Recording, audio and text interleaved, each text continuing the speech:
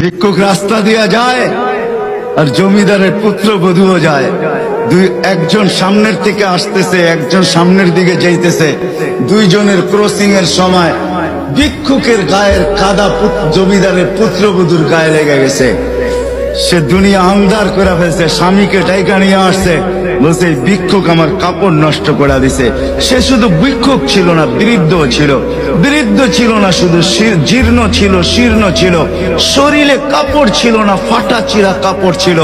পায়ে জুতা ছিল না, পেটে ভাত ছিল না।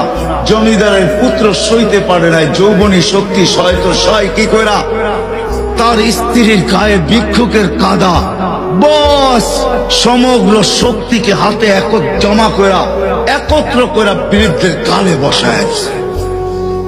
বৃদ্ধ কিচ্ছু বলে নাই, শুধু উপরের দিকে তাকায় দুই তিনটা শব্দ উচ্চারণ করছেন।